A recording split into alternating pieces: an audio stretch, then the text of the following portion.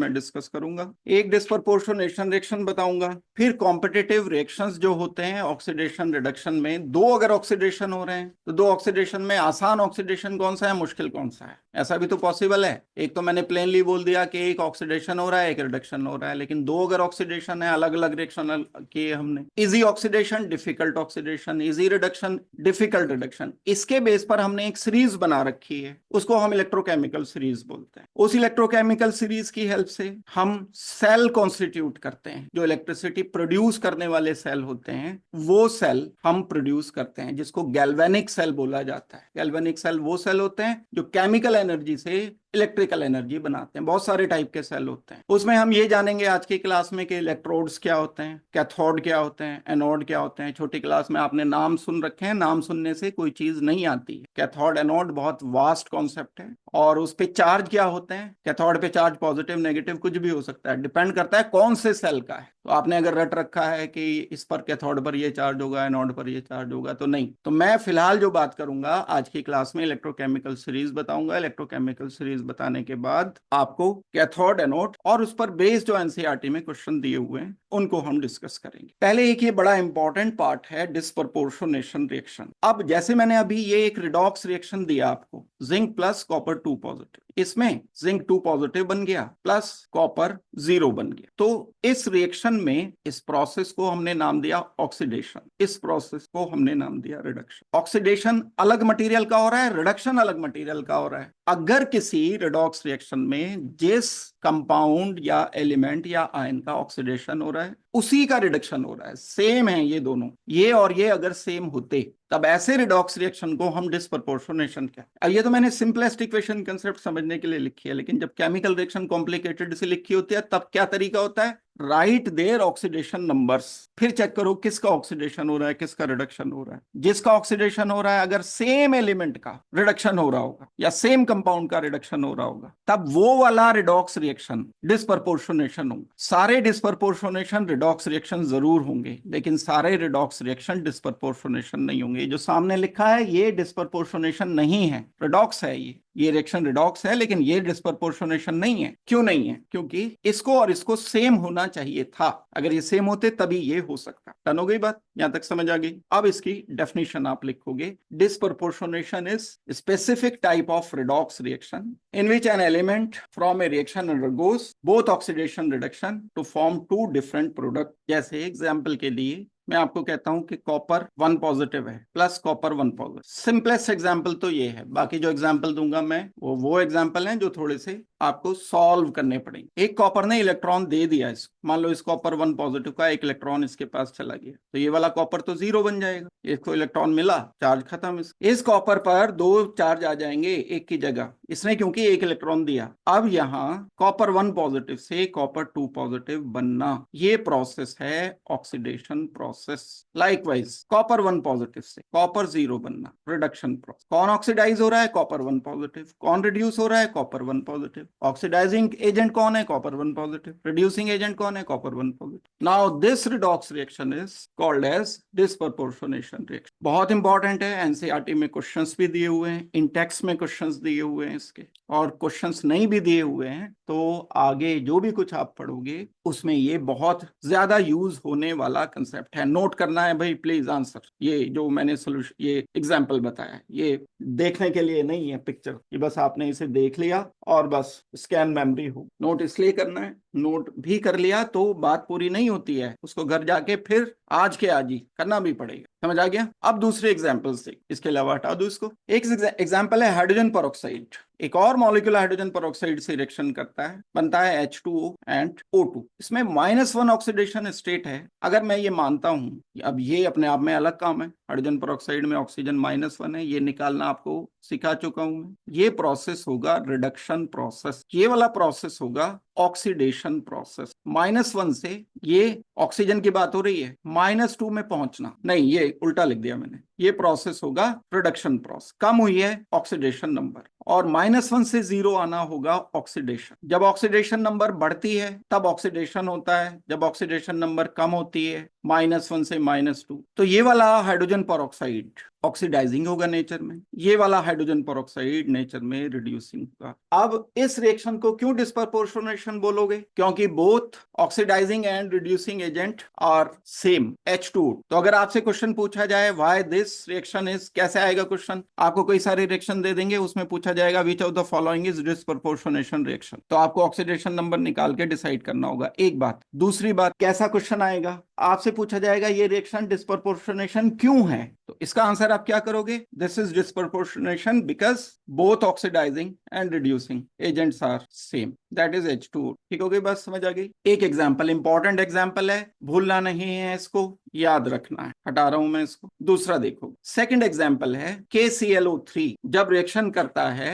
Heat कर दिया जाता है, इसको डिकम्पोज किया जाता है, तो KClO4 बन जाता है, NaCl बन जाता है। यहां अब ये एक पार्ट मैंने करके दिया आपको, ये तो खुद करना पड़ेगा ना। आपने अगर यही ऑक्सीडेशन नंबर ही गलत निकाल ली, ये अपने पुराने मेथड से निकालोगे, इसकी x मानकर +-2 मल्टीप्लाइड बाई 3 +1 इक्वल टू 0, ये रख करके x की वैल्यू आ गई हमारी +5, यहां Cl की वैल्यू +7 आ गई, यहां Cl आ गया -1। तो अब ये मॉलिक्यूल्स हैं मेरे पास 4 KClO3 के, इन 4 में से कुछ मॉलिक्यूल कन्वर्ट हुए 5 पॉजिटिव से 7 पॉजिटिव में, जो प्रोसेस बोला जाएगा ऑक्सीडेशन। इन 4 में से कुछ मॉलिक्यूल कन्वर्ट हुए Cl नेगेटिव में, ऑक्सीडेशन नंबर +5 से -1 आ गया, तो ये बोला जाएगा रिडक्शन। तो KClO3 ही ऑक्सीडाइजिंग एजेंट है, KClO3 ही रिड्यूसिंग एजेंट है, इसलिए हम इसको डिस्प्रपोर्शनेशन रिएक्शन बोलेंगे। डन। एग्जांपल्स, ऐसे भी क्वेश्चन आ जाता है, right few examples of disproportionate, तो फिर आपको ये इक्वेशन लिखनी पड़ेगी। नेक्स्ट एग्जांपल देखो, फॉस्फोरस बड़ा इंपॉर्टेंट एग्जांपल है, ये सारी रिएक्शन +2 तक पीछा नहीं छोड़ेंगे। ये आपका जो P ब्लॉक जो आपके सिर्फ कॉम्पिटिटिव एग्जाम में है,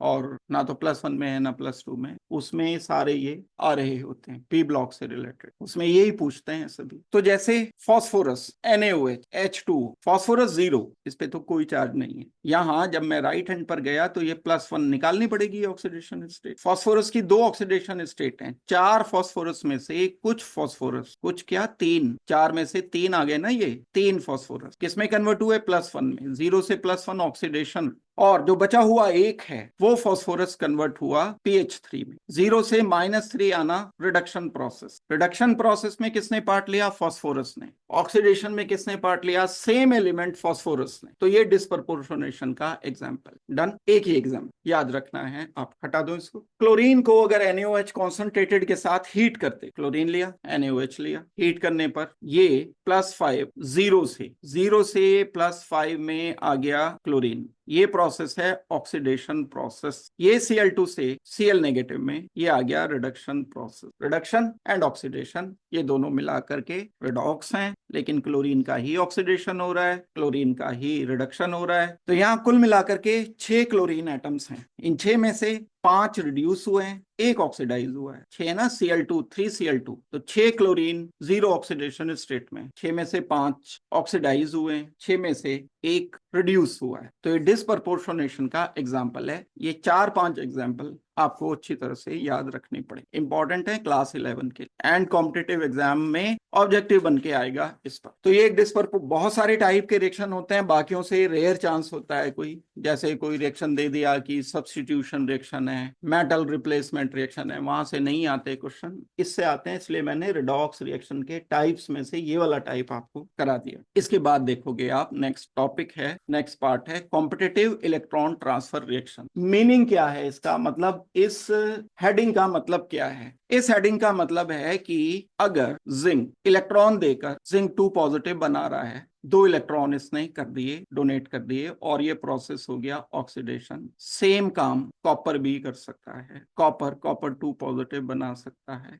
2 इलेक्ट्रॉन, ये भी प्रोसेस ऑक्सीडेशन है। अब हम अगर इन दोनों को कंपेयर करें, इलेक्ट्रॉन दोनों ने दिए, इन दोनों के इलेक्ट्रॉन देने की टेंडेंसी किसकी ज्यादा है, किसकी कम है, ये चेक करना सीखना है। और उसके लिए हमें इलेक्ट्रोकेमिकल सीरीज की मदद लेनी होती है, और उसके लिए हमें कुछ 1-2 प्रैक्टिकल एक्सपेरिमेंट देखने होंगे, सोचने होंगे, तो हमें कंपैरिजन इनका पता चलेगा। अब ऐसा तो है नहीं कि जितना आसानी से इलेक्ट्रॉन जिंक दे देता है उतना ही कॉपर देगा, कुछ ना कुछ अंतर तो होगा। अब आप वैसे भी सोच सकते हो कि एक फ्लोरीन है F2 की इलेक्ट्रॉन लेने की टेंडेंसी है, F नेगेटिव बनेगा। एक मेरे पास है I2 की भी इलेक्ट्रॉन लेने की टेंडेंसी है, I नेगेटिव बनेगा। अब आप अगर थ्योरी लगाते हो तो फ्लोरीन तो बहुत इलेक्ट्रोनेगेटिव है, इसकी इलेक्ट्रॉन से एफिनिटी ज्यादा होगी, ये ज्यादा ऑक्सीडाइजिंग होगा, जबकि ये जो I2 है ये कम इलेक्ट्रोनेगेटिव है, इसकी इलेक्ट्रॉन लेने की टेंडेंसी कुछ कम होगी। तो हम रफली बोल सकते हैं कि F2 इज मोर ऑक्सीडाइजिंग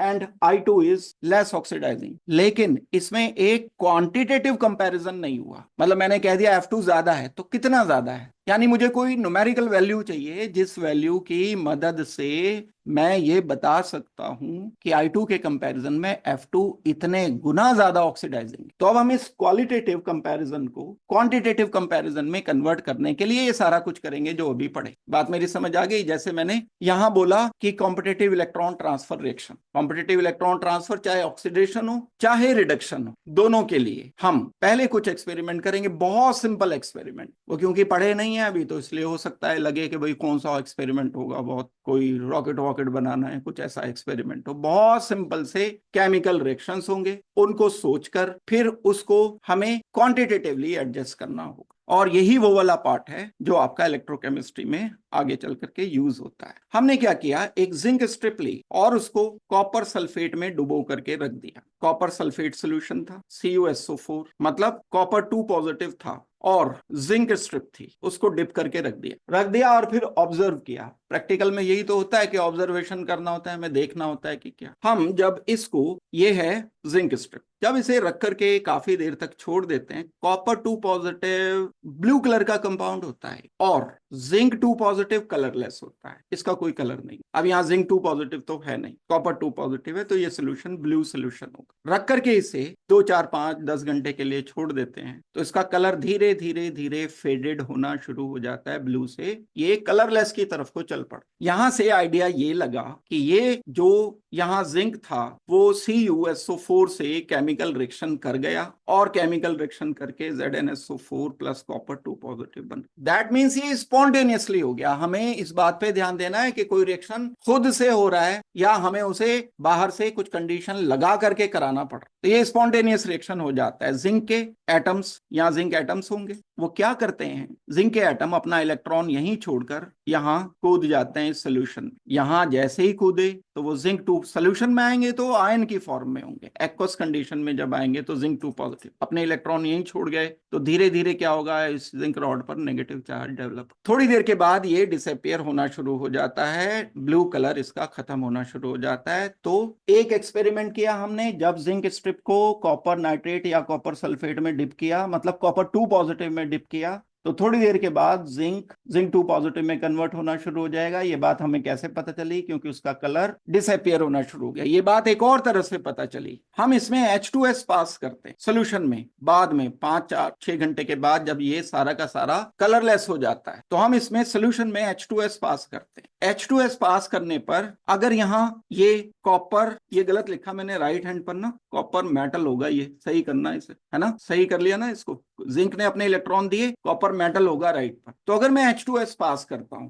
तो H2S पास करने पर यहां ZnS के प्रेसिपिटेट बन जाएंगे जिंक सल्फाइड के, क्योंकि यहां सोल्यूशन में अब क्या है, ZnSO4 है। ZnSO4 में भाई शुरू में तो जिंक था, जिंक सोल्यूशन में 2 पॉजिटिव नहीं था शुरू में जब हमने एक्सपेरिमेंट शुरू किया। 5 घंटे के बाद क्या होगा, सोल्यूशन में Zn2 पॉजिटिव अपीयर हो जाएंगे। जब Zn2 पॉजिटिव अपीयर हो जाएंगे तो H2S से ये रिएक्शन करने के बाद ZnS बन जाए। ZnS बन गया, उसके प्रेसिपिटेट हमें नजर आ जाएंगे। इसका मतलब ये है कि यहां पर जिंक 2 पॉजिटिव मौजूद हैं। तो दो बातें हैं जिससे हमने ऑब्जर्वेशन किया, एक कलर गायब हो जाना और दूसरा जिंक सल्फाइड के प्रेसिपिटेट बनना। तो ये वाली बात जो मैंने बताई आपको, इससे क्या पता चला, एक छोटा सा एक्सपेरिमेंट क्या किया, जब हम जिंक स्ट्रिप को कॉपर सल्फेट में डुबो कर रख देते हैं तो धीरे धीरे कॉपर सल्फेट कॉपर मेटल में कन्वर्ट होना शुरू हो जाता है और जिंक 2 पॉजिटिव सोल्यूशन में आना शुरू हो जाता है और कॉपर सल्फेट का ब्लू कलर डिसअपियर होना शुरू हो जाए। तो इस एक्सपेरिमेंट को हम इस तरह से रिप्रेजेंट करेंगे। ये शुरू में ये स्टेज 1 है, ये लिख लिया है, जो ड्रॉ किया वही है, दोबारा लिखने की जरूरत नहीं है। कॉपर सल्फेट एक्वस था, जिंक की रॉड मैंने डिप की, ये ब्लू था। थोड़ी देर रखने के बाद क्या होगा, थोड़ी देर मतलब 4-5 घंटे रखने के बाद ये कलर डिसअपियर होता चला जा रहा है, कलरलेस हो गया और सोल्यूशन से कॉपर 2 पॉजिटिव कॉपर की फॉर्म में यहां डिपॉजिट हो गया, इस जिंक की रॉड पर चिपक जाएगा, ये कॉपर डिपॉजिट हो जाएगा। ये प्रोसेस हुआ है और इस प्रोसेस को मैं ऐसे zinc plus copper 2 positive copper, जो अभी आपने इक्वेशन ली, ये एक्सपेरिमेंट और ये उसका साथ के साथ ऑब्जर्वेशन। अब हम फर्दर, ये तो बात क्लियर हो गई ना, सबको समझ आ गई है। दूसरी बात, if hydrogen sulphide gas is pass, थोड़ी देर के बाद क्या होगा देखो, जब इस एक्सपेरिमेंट पे वापस आओ, कॉपर 2 पॉजिटिव था, यहां कॉपर 2 पॉजिटिव नहीं है। कॉपर 2 पॉजिटिव तो किस में कन्वर्ट हो गया, कॉपर में कन्वर्ट हो गया, ये तो कॉपर बन गया सारा। यहां अभी सोल्यूशन में क्या है, जिंक 2 पॉजिटिव, यहां जिंक 2 पॉजिटिव नहीं था इस केस में, लेकिन राइट हैंड पर जिंक 2 पॉजिटिव मौजूद। तो H2S अब इसमें पास करना है, जब इसमें H2S पास करोगे तो कॉपर सल्फाइड नहीं बनेगा, क्या बनेगा, जिंक सल्फाइड बनेगा। अगर जिंक सल्फाइड बना है इसका मतलब है रिएक्शन कंप्लीट हो गया। ये ऑब्जर्वेशन को हम प्रूव करने के लिए, इस बात को बताने के लिए कि हमारा जो ऑब्जर्वेशन है वो करेक्ट है, एक और केमिकल टेस्ट करते हैं। तो if hydrogen sulphide gases pass through the colourless solution containing zinc 2 positive, शुरू में अगर मैं पास करता H2S, यहाँ H2S पास करता इसमें, तो यहाँ तो जिंक नहीं है, यहाँ कॉपर 2 पॉजिटिव है, तो क्या बनता, यहाँ बनता क्या बताओ, कॉपर सल्फाइड CuS बन रहा होता। यहाँ CuS नहीं बनेगा, यहाँ जिंक सल्फाइड फॉर्मेशन। तो इस तरह से ऑब्जर्व किया गया through the colourless solution containing zinc 2 positive. बाद में जो किया गया, यहाँ जिंक 2 पॉजिटिव आयन है, तो व्हाइट प्रेसिपिटेट बनेंगे जिंक सल्फाइड के, किसके नहीं बनेंगे, कॉपर सल्फाइड के, ब्लैक प्रेसिपिटेट नहीं बनेंगे। इससे हम अंदाजा लगाते हैं कि आयनिक सोल्यूशन में क्या मौजूद है। डन हो गई बात। यस, रिएक्शन के बाद का ये एक्सपेरिमेंट, उससे पहले का नहीं। उससे पहले करते तो कॉपर सल्फाइड के ब्लैक प्रेसिपिटेट मिलते। डन। यस, हमने किसकी प्रेजेंस चेक किया, जिंक 2 पॉजिटिव की प्रेजेंस चेक की है, कंफर्म किया है कि बाद के सॉल्यूशन में जिंक 2 पॉजिटिव प्रेजेंट है। दैट मींस ये जो हमने इक्वेशन लिखी है, जिंक से जिंक 2 पॉजिटिव बनना, ये बिल्कुल सही है, क्योंकि आंख से तो देख नहीं सकते, हम ऑब्जर्व ही करके अंदाजा लगा सकते हैं। ZnSO4 तो एक्वस जो होता है वो आयोनिक होता है, तो ये एक्वस लिखा है ना सोल्यूशन, तो Zn2 positive plus SO4 2 negative ionic form में एग्जिस्ट करेंगे। जिंक 2 पॉजिटिव एक्वस लिखा होने का मतलब ये है कि ये आयोनाइज्ड है। दूसरी बात फर्दर, यहां से एक बात पता चली, कॉपर 2 पॉजिटिव से कॉपर बनना स्पॉन्टेनियस रिएक्शन है। ये सबसे इंपॉर्टेंट बात ऑब्जर्वेशन की है। और जिंक ने क्या किया, जिंक ने इलेक्ट्रॉन लूज किए। चाहे जिंक नाइट्रेट है या सल्फेट है, उससे मतलब नहीं है, हमें बस एक्वस सॉल्यूशन से मतलब है। बस एक ही अच्छी तरह से समझ लोगे, बाकियों में इतना टाइम नहीं लगेगा। बाकी बस हमें ये देखना है कौन सा रिएक्शन हो रहा है, कौन सा रिएक्शन नहीं हो। डन, समझ आ गई बात। आपका 11th का पेपर अगर 70 मार्क्स का होगा तो 6 से 8 नंबर का पूरा रिडॉक्स आता है, तो उसमें से 3 नंबर का पोर्शन ये वाला होता है, बाकी सारा 4 नंबर का 5 नंबर का वो बैलेंसिंग एंड ऑक्सीडेशन नंबर वाला पोर्शन। मतलब ये तरीका है, बाकी तो +1 में अपने हिसाब से दे देते हैं, कहीं से एक से जगह से उठा के दे देते। मीन्स कैटेगराइजेशन तो ये कोई बात नहीं, ये लेकिन काम आएगा, इसके बिना सरवाइव नहीं कर सकते। इलेक्ट्रोकेमिस्ट्री जब पढ़ोगे तो ये आपको लगेगा हम तो इलेक्ट्रोकेमिस्ट्री पढ़ रहे हैं, ये सब इसके बेसिक्स हैं, नहीं समझ आती उसमें इलेक्ट्रोड पोटेंशियल क्या है, कौन सा AMF क्या है, कुछ भी नहीं समझ आएगा। मीन्स रट रटा के फॉर्मूला कहीं लगा दिया, हो गया काम, कुछ क्वेश्चन हो गए, कुछ नहीं हुए, लेकिन जो सब्जेक्ट की डेप्थ होती है वो नहीं पता चलेगी इसके बिना। व्हेन कॉपर स्ट्रिप, अब मैंने रिवर्स किया, इस बार जो दूसरा एक्सपेरिमेंट किया वो रिवर्स किया। इस बार कॉपर स्ट्रिप को डिप किया मैंने, किसमें, जिंक सल्फेट सॉल्यूशन, मतलब जिंक 2 पॉजिटिव में। तो ऑब्जर्वेशन ये पाया कि कुछ भी नहीं फर्क पड़ा, कुछ भी चेंज नहीं हुआ, नो चेंज, कोई कलर चेंज नहीं हुआ। दूसरा, अगर मैंने इसमें H2S पास किया तो H2S पास करने पर ZnS के प्रेसिपिटेट बने, ना कि ब्लैक प्रेसिपिटेट कॉपर सल्फाइड के, मतलब नो रिएक्शन। तो मैं यहां से क्या अंदाजा लगा सकता हूं कि कॉपर को जब आप जिंक 2 पॉजिटिव से या जिंक सल्फेट से रिएक्शन करते हो तो copper 2 positive plus zinc metal नहीं बनता है। This reaction is non spontaneous. ये कौन सा है, ये रिवर्स रिएक्शन है पहले वाले का, जो इससे पहले वाला हमने किया उसका ऑपोजिट ही तो है ये। हमने क्या किया, जिंक को कॉपर 2 पॉजिटिव के साथ रिएक्शन किया, सल्फेट हटा दो अगर ये दिक्कत कर रहा है, 2 पॉजिटिव, रिवर्स नहीं होगा रिएक्शन, दैट एक डायरेक्शन में होगा। तो मतलब हर रिएक्शन की टेंडेंसी है किसी एक डायरेक्शन में चलने की। कुछ रिएक्शन रिवर्सिबल भी होते हैं, लेकिन कॉपर एंड जिंक वाला जो रिएक्शन है वो एक डायरेक्शन में चलता है। इसका मतलब है कॉपर जिंक 2 पॉजिटिव को रिड्यूस कर देगा, लेकिन जिंक कॉपर 2 पॉजिटिव को, सॉरी, कॉपर 2 पॉजिटिव को जिंक रिड्यूस कर देगा, क्योंकि इस डायरेक्शन में रिएक्शन हो जाता है, इस डायरेक्शन में रिएक्शन नहीं होता। मतलब कॉपर जिंक 2 पॉजिटिव को रिड्यूस नहीं कर पाए, इसका मीनिंग ये है। तो यहां से हमें टेंडेंसी पता चल गई। पोटेंशियल कॉम्पिटिटिव रिएक्शन जो वर्ड लिखा था अभी, हमें दोनों में जिंक एंड कॉपर में, बस दो ही मेटल में तो कंपैरिजन किया। अब ऐसे करके जितने भी हमारे पास नोन और अच्छे मेटल हैं 15 या 20, उनके सब के एक्सपेरिमेंट कराए जाते हैं। तो हमें यहां से दो पता चले कि कॉपर एंड जिंक में अच्छा रिड्यूसिंग एजेंट जिंक है, कॉपर नहीं है। तो मैंने एक सीरीज बना ली, जिंक को ऊपर रख दिया, कॉपर को नीचे रख दिया रिड्यूसिंग टेंडेंसी में। अब मैं कॉपर कॉमन ले लूंगा, किसी और से कराऊंगा, सिल्वर से कराऊंगा, उन दोनों में जो आ गया, उन दोनों में जो ऊपर आएगा, फिर उसे बाद में रख दिया। फिर ये जो तीसरा एक बचा, फिर उसको किसी और नए मेटल के साथ। पूरी की पूरी सीरीज इस तरह से कॉन्स्टिट्यूट हो जाती है। वो जो आपने देखी भी होगी, छोटी क्लास में पढ़ी भी होगी,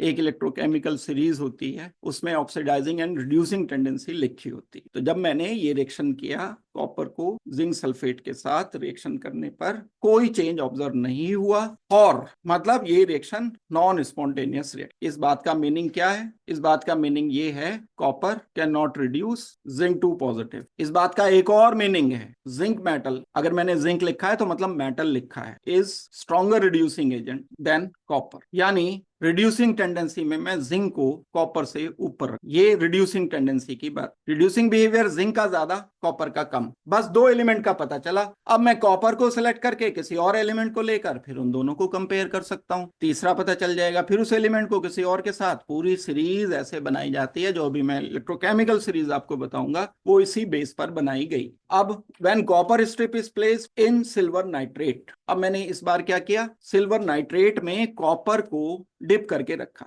ये है AgNO3, कॉपर स्ट्रिप को इसमें डिप करके रख दिया, ये कॉपर। और ये पाया कि धीरे धीरे ये कॉपर मेटल कॉपर 2 पॉजिटिव में कन्वर्ट होना शुरू हो गया। थोड़े से कॉपर 2 पॉजिटिव यहां बन गए। थोड़ी देर के बाद और देखा कि ये कॉपर 2 पॉजिटिव बहुत सारे बन गए। कॉपर 2 पॉजिटिव का भी कलर बताया था कि ब्लू होता है, तो धीरे धीरे ये कलरलेस से डार्क ब्लू होना शुरू हो जाता है। इसका मतलब है कि ये रिएक्शन हो चुका है। इसका मतलब ये है कि सिल्वर पॉजिटिव कहां से आया, सिल्वर नाइट्रेट से, AgNO3।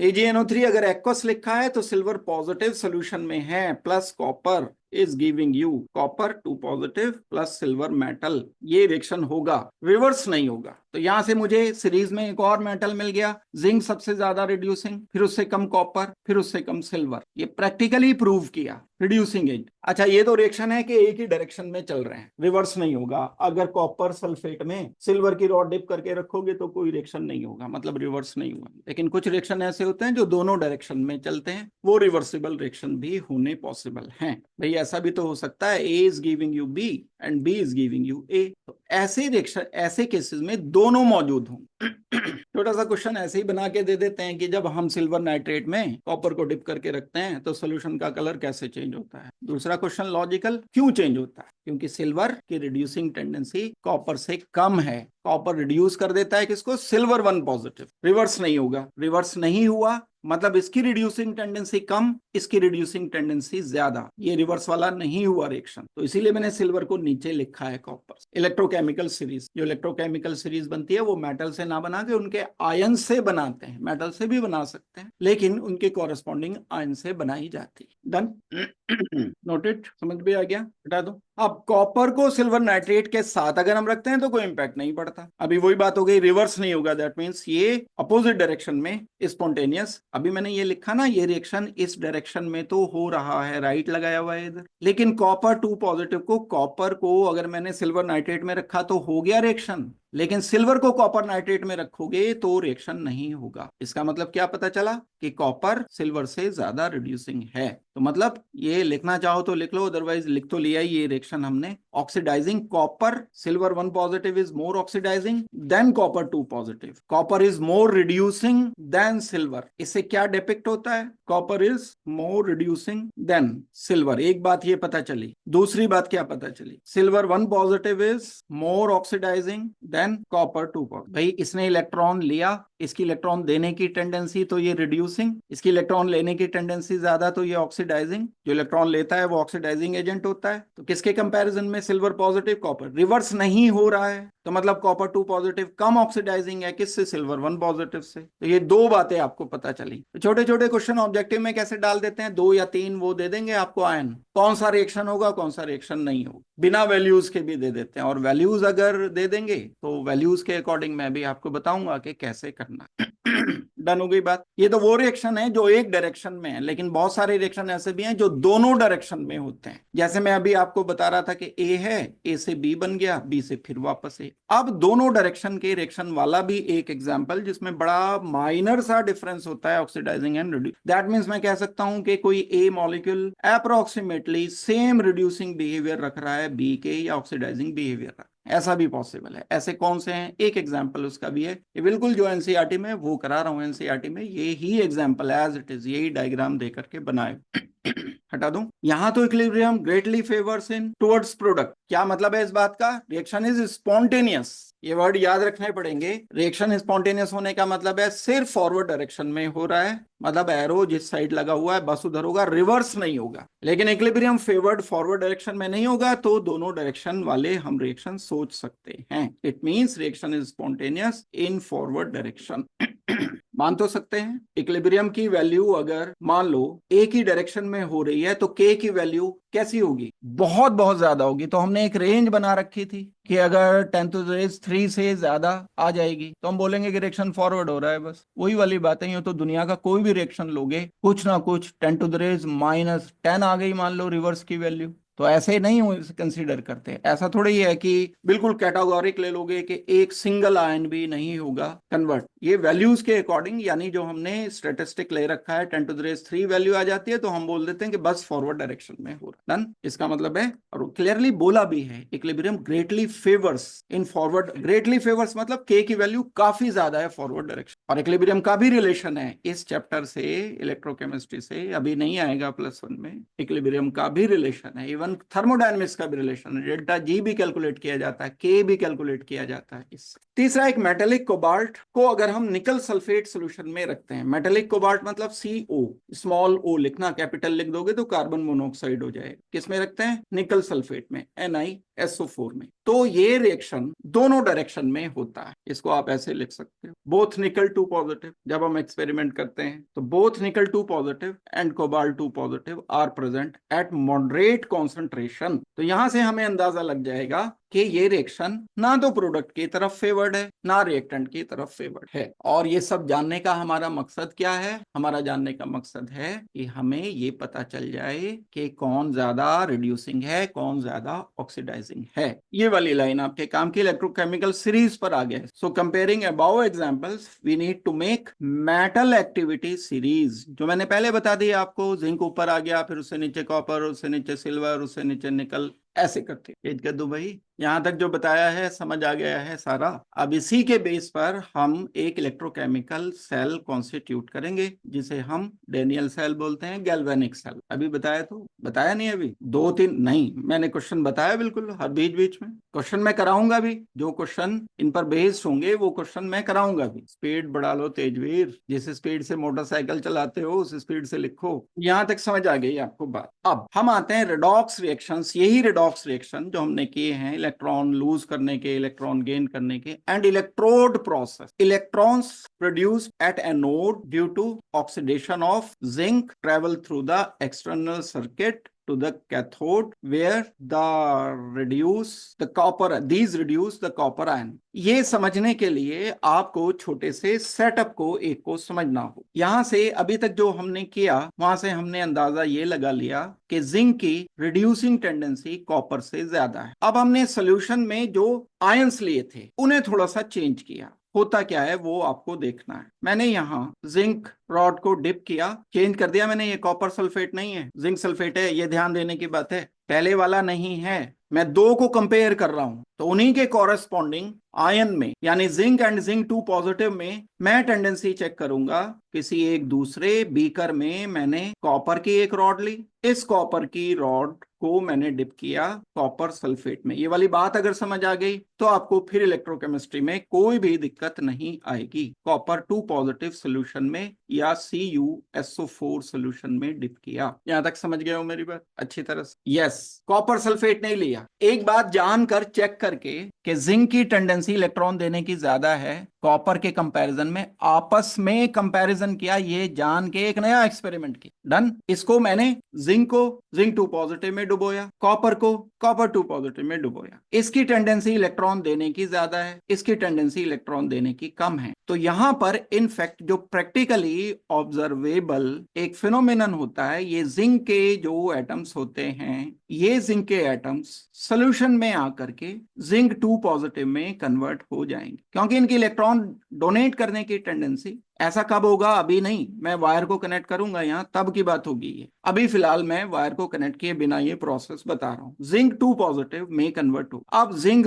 2 पॉजिटिव में कन्वर्ट हुए तो अपने इलेक्ट्रॉन यहां छोड़कर ये गए, तो इस रॉड पर एक नेगेटिव चार्ज डेवलप हो जाएगा और सोल्यूशन कंपैरेटिवली पॉजिटिव हो जाएगा। कंपैरेटिवली क्यों पॉजिटिव हुआ? यहां जिंक जितने थे उतने ही सल्फेट थे, तो चार्ज ये 0 है, न्यूट्रल है। अब क्या हुआ? जिंक ने अपने इलेक्ट्रॉन यहीं छोड़े, जिंक 2 पॉजिटिव यहां कूद गया इस सोल्यूशन में। जिंक 2 पॉजिटिव के आयन यहां सोल्यूशन में ज्यादा हो गए, ज्यादा होने के कारण सोल्यूशन पर नेट पॉजिटिव चार्ज और इस रॉड पर नेट नेगेटिव चार्ज, जिसे बोलते हैं हम इलेक्ट्रिकल पोटेंशियल क्रिएट हो गया एक, जिसको बोलेंगे इलेक्ट्रोड पोटेंशियल। दूसरे केस में जब हम इसको कनेक्ट कर देंगे, ये बात तब की हो रही है, कॉपर की टेंडेंसी क्योंकि जिंक के कंपैरिजन में कम रिडक्शन करने की है, तो यहां पर प्रोसेस उल्टा होगा। कॉपर 2 पॉजिटिव यहां पर आएगा और यहां से आकर के ये इलेक्ट्रॉन इससे गेन करेगा। दैट मींस इस केस में कॉपर वाली साइड पॉजिटिव चार्ज क्रिएट होगा और सोल्यूशन में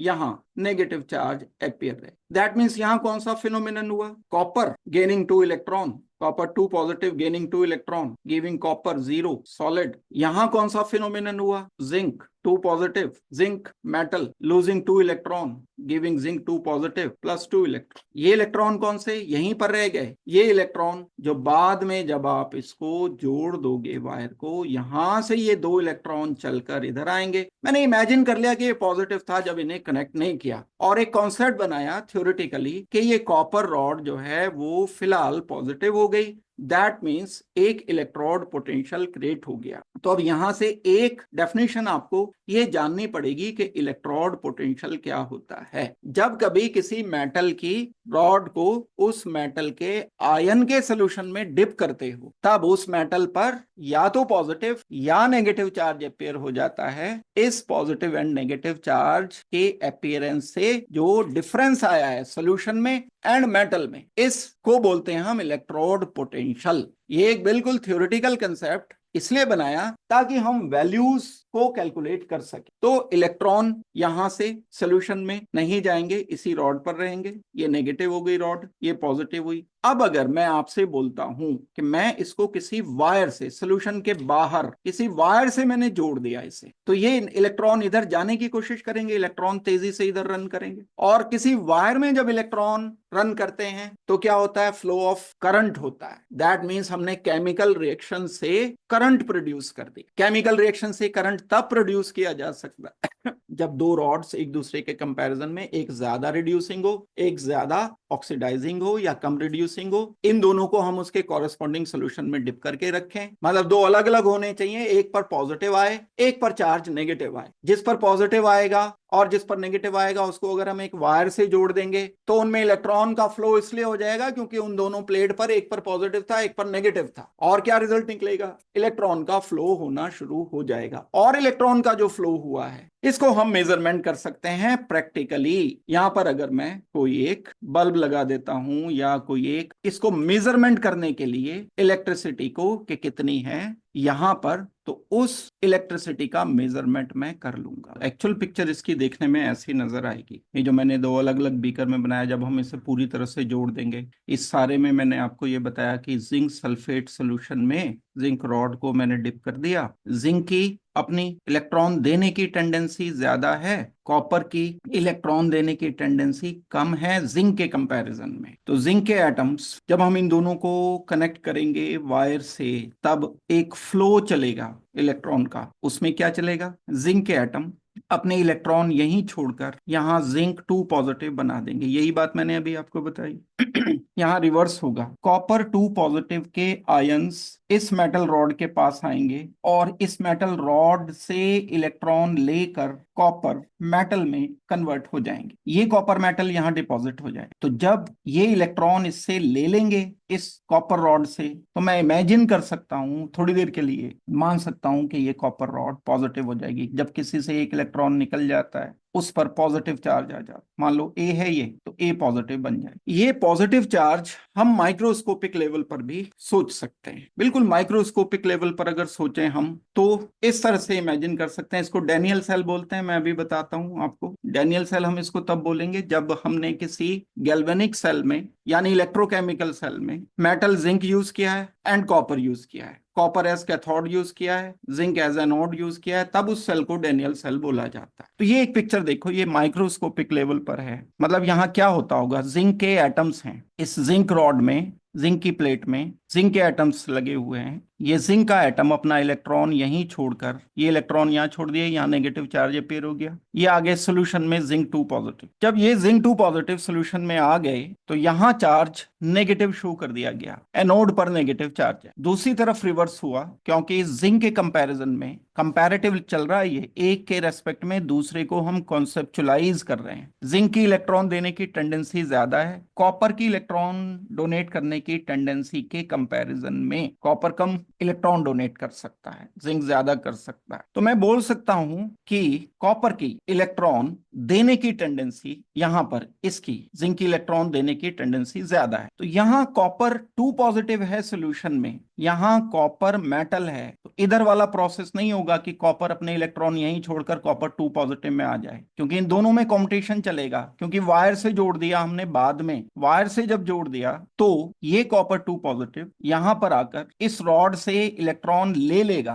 तो ऐसा कुछ बनेगा, copper 2 positive plus copper metal. ये कॉपर डिपॉजिट होता जाएगा। यहां देखो, ये कॉपर रॉड थी, कॉपर जिंक डिके होता चला जा रहा है, मतलब जिंक के ऊपर जो मास था इसका जिंक का कम होता चला जा रहा है, क्योंकि वो सोल्यूशन में आ रहा है। कॉपर 2 पॉजिटिव सोल्यूशन से यहाँ डिपॉजिट होता चला जा, तो यहाँ देखो ये कॉपर के एटम्स हैं, कॉपर के आयन यहाँ आए, इस कॉपर की मेटल की रॉड से इन्होंने इलेक्ट्रॉन लिया, वो जो इलेक्ट्रॉन लिया वो 2 पॉजिटिव से कॉपर मेटल बन गया, वो यहाँ डिपॉजिट हो गया। अब ये इलेक्ट्रॉन यहाँ कहां से आया, वो जो जिंक ने दिया हुआ था, क्योंकि हमने वायर से जोड़ दिया, तो ये इलेक्ट्रॉन का फ्लो इस साइड से इस साइड हो जाएगा, करंट का फ्लो अपोजिट हो जाएगा, करंट का फ्लो दूसरी अपोजिट तरफ से होना चाहिए। ये chemical reaction oxidation half reaction ऐसा होगा, रिडक्शन हाफ रिएक्शन ये, इन दोनों को जब हम ऐड कर देंगे तो ओवरऑल ये बात ये हमें मिल जाएगी, हम पहले से भी डिस्कस कर चुके। तो अब यहाँ से कुछ डेफिनेशंस कैलकुलेट करनी पड़ेंगी, निकालनी पड़ेंगी। ये जो हमने पूरा सेल लिखा है, अब इसे हर बार तो देखो इस तरह से बनाओगे नहीं, कहीं पर एक मेटल इधर सोल्यूशन में डिप किया, एक मेटल इधर सोल्यूशन में डिप किया, हर बार ऐसे तो बनाया नहीं जाएगा। तो हम केमिकल इक्वेशन की फॉर्म में ऐसे लिख देंगे, लेकिन सेल का जो रिप्रेजेंटेशन होगा,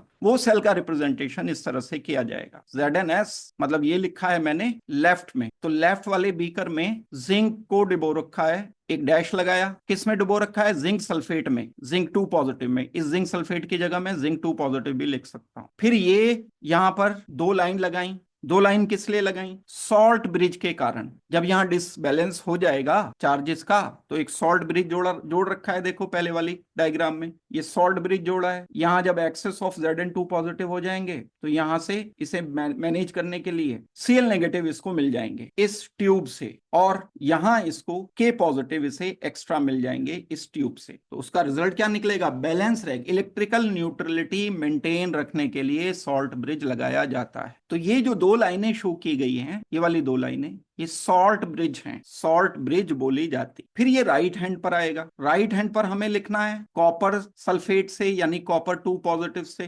कन्वर्ट हो रहा है कॉपर मेटल। लेफ्ट हैंड पर क्या हो रहा है, जिंक से जिंक 2 पॉजिटिव। तो मैं इसको ओवरऑल और कैसे लिख सकता हूं, zinc 2 positive giving you zinc, sorry गलत लिख दिया, zinc metal to zinc 2 positive. Aqueous लिखना होगा, salt bridge copper 2 positive to copper. Right hand पर ऐसा कुछ हो रहा है, लेफ्ट हैंड पर ऐसा कुछ हो रहा है। लेफ्ट हैंड पर क्या हो रहा है, ऑक्सीडेशन हो रहा है, राइट हैंड पर क्या हो रहा है, रिडक्शन हो रहा है। लेफ्ट हैंड पर जिंक पर नेगेटिव चार्ज आ रहा है, राइट हैंड पर कॉपर पर पॉजिटिव चार्ज इमेजिन किया गया। ओवरऑल नहीं होगा चार्ज, लेकिन हम जब शुरुआत करेंगे तो ऐसा इमेजिन करके चल सकते, इन चार्जेस के कारण ही इलेक्ट्रॉन का फ्लो हुआ। तो पॉजिटिव इलेक्ट्रोड हमें इसको बोलना पड़ेगा, ये राइट हैंड पर रिडक्शन, और इसको बोला जाता है कैथोड, इसको बोला जाता है एनोड। तो ये लेफ्ट हैंड पर तीन चीजें हो गई, लेफ्ट ऑक्सीडेशन और एनोड एंड नेगेटिव चार्ज। तो एक शब्द याद रखो, ये लोन। लेफ्ट हैंड पर हमेशा वो इलेक्ट्रोड लिखना है जिस पर नेगेटिव चार्ज आएगा, जिस पर ऑक्सीडेशन होगा, उसका नाम रखेंगे हम एनोड, और वो डेफिनेटली नेगेटिव चार्ज हो। राइट हैंड पर इसके अपोजिट हो गए, राइट हैंड पर क्या होगा, रिडक्शन होगा, ये राइट ये रिडक्शन। एनोड की जगह इसे बोलोगे कैथोड, और एन की जगह नेगेटिव की जगह इसे बोलोगी पॉजिटिव। इस तरह से हम सेल का कॉन्स्टिट्यूशन कर सकते हैं। अब ये पूरा सेल लिखने की जगह, ये जो मैंने शो किया पूरा सेल बना के बताया आपको, इस पूरा सेल लिखने की जगह इस सेल का रिप्रेजेंटेशन ऐसे किया जाएगा, यानी पूरे डायग्राम को हमने एक लाइन में ऐसे लिख दिया। अब जो और डेफिनेशंस कुछ हैं, जैसे अब आप पूरी तरह से समझ गए कि इलेक्ट्रोकेमिकल सेल क्या होता है, तो ये डेफिनेशन, इलेक्ट्रोकेमिकल सेल वो सेल होता है जो केमिकल एनर्जी को इलेक्ट्रिकल एनर्जी में कन्वर्ट करता है, जो रिडॉक्स रिएक्शन होने के बाद, एक स्पॉन्टेनियस रिएक्शन होने के बाद केमिकल एनर्जी है, रिडॉक्स रिएक्शन की केमिकल एनर्जी इलेक्ट्रिकल एनर्जी में कन्वर्ट हो। तो ये डेफिनेशन आपके काम की है, ये आपको नोट करनी चाहिए। इसी तरह से इन इलेक्ट्रोकेमिकल सेल्स को हम गैल्वेनिक सेल भी कहते हैं या वोल्टिक सेल भी कहते हैं। तीन नाम हैं इनके, इलेक्ट्रोकेमिकल सेल जो केमिकल रिएक्शन को कन्वर्ट कर रहा है इलेक्ट्रिकल एनर्जी में, वो इलेक्ट्रोकेमिकल सेल भी है, उसी को वोल्टिक सेल कहते, उसी को गैल्वेनिक सेल बोलेंगे। और अगर गैल्वेनिक सेल में हम मेटल तो लेफ्ट हैंड पर कोई भी ले सकते हैं एप्रोप्रिएट, लेकिन अगर हमने जिंक लिया है राइट हैंड वाले इलेक्ट्रोड पर, कैथोड पर हमने कॉपर लिया है, तब इस वाले को डेनियल सेल बोलते हैं। डेनियल सेल गैल्वेनिक सेल है, लेकिन सारे गैल्वेनिक सेल डेनियल सेल नहीं होंगे, क्योंकि मेटल चेंज कर देंगे तो वो गैल्वेनिक तो रहेगा, लेकिन जरूरी नहीं कि डेनियल। डेनियल बड़ा कॉमन एक सेल है, बहुत शुरुआत में बनाया गया। तो ये बड़े बेसिक से कंसेप्ट हैं। Daniel cell is best example of galvanic cell in which chemical energy converted into electrical energy. अब फर्दर हम इलेक्ट्रोड के बारे में थोड़ा सा जानना चाहते हैं। इलेक्ट्रोकेमिकल सेल में दो चीजें हैं, एक कैथोड है एक एनोड है। ये इंपॉर्टेंट है, बहुत इंपॉर्टेंट कॉन्सेप्ट पता होना चाहिए। कैथोड वो होता है जो राइट हैंड पर लिखा जाता है, एनोड लेफ्ट हैंड पर लिखा जाता है। इस पर पॉजिटिव साइन होता है, राइट हैंड पर जैसे कॉपर लिखा था हमने, कॉपर पर पॉजिटिव था, राइट हैंड पर लिखने वाले पर पॉजिटिव था, लेफ्ट हैंड पर लिखने वाले में नेगेटिव चार्ज एनोड। तो इसको हम पॉजिटिव साइन से डिनोट करते हैं, इसको हम नेगेटिव साइन से डिनोट। इस पर रिडक्शन होता है जो राइट हैंड पर लिखा जाता है, जैसे कॉपर डेनियल सेल में, और इस पर ऑक्सीडेशन होता है जैसे डेनियल सेल में जिंक। इसी तरह से electron moves into the cathode. इस कैथोड में इलेक्ट्रॉन आते हैं, यहां से आते हैं, कहां से आते हैं, एनोड से आते हैं। ये प्रोसेस चलेगा तभी जब दोनों को मिला दिया जाएगा, पूरा तभी होगा। लेकिन अगर अलग अलग रखे जाएंगे तब ये फ्लो ऑफ इलेक्ट्रिसिटी नहीं होगा, वायर से जोड़ना पड़ेगा। ये तो कॉपर वाली साइड हो गई, इसमें इलेक्ट्रॉन आए इनटू द कैथोड, लेकिन जो जिंक वाली साइड है, जिंक वाली साइड से इलेक्ट्रॉन निकलते हैं, क्योंकि ये जिंक एटम अपना इलेक्ट्रॉन यहीं छोड़कर सोल्यूशन में आ जाता है, ये इलेक्ट्रॉन इधर आ जाए। इसको बोलते हैं हम कि कैथोड एंड एनोड। तो जनरल जो कन्वेंशन है उसके अकॉर्डिंग हम लेफ्ट हैंड पर हमेशा रखते हैं, जैसे अभी मैंने बताया था, लेफ्ट हैंड पर एनोड ही रखते हैं। जिंक 2 पॉजिटिव, जिंक सल्फेट पूरा भी लिख सकते हो। इसी तरह से सॉल्ट ब्रिज को शो किया, कॉपर 2 पॉजिटिव से कॉपर। ये एक कन्वेंशन है इसका जो आपको शो कर। तो अब फिलहाल जो मैं बता रहा हूं आपको, वो बता रहा हूं कि इलेक्ट्रोड पोटेंशियल क्या है। बता तो मैं चुका ही, बस डेफिनेशन लिखानी है। When a metal is placed in A solution of its ion, ध्यान रखना कि ये अगर मेटल जिंक है तो जिंक सल्फेट में डिप करना है, जिंक 2 पॉजिटिव में डिप करना, जिंक को कॉपर के लिए नहीं, जिंक को कॉपर 2 पॉजिटिव के लिए नहीं। The metal acquires either a positive और negative charge with respect to the solution. ये जो पॉजिटिव नेगेटिव चार्ज आया है इसको बोलते हैं हम, ये potential difference positive and negative charge के बीच में जो डेवलप हुआ है, that is called as electrode potential.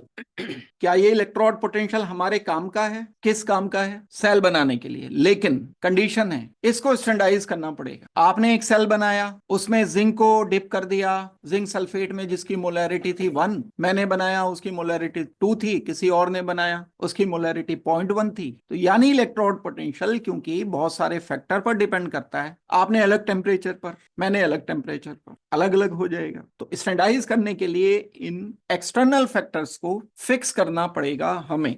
Example, zinc को जिंक सल्फेट में डिप करके रखते हैं तो जिंक नेगेटिवली चार्ज हो जाएगा। The potential difference between zinc plate and solution is called as electrode potential. कौन से इलेक्ट्रोड पोटेंशियल का? एनोड का पोटेंशियल है ये जिंक वाला, और जो कॉपर पर नेगेटिव चार्ज आया वो कैथोड का पोटेंशियल। तेजवीर लिख लिया है, हो गया। हद कर दी यार तुमने तो लेकिन हद तुमने की है। तो इतनी देर तक जो समझाया वो क्या है? कोई ना, टॉपिक तो मुझे पूरा करना ही है।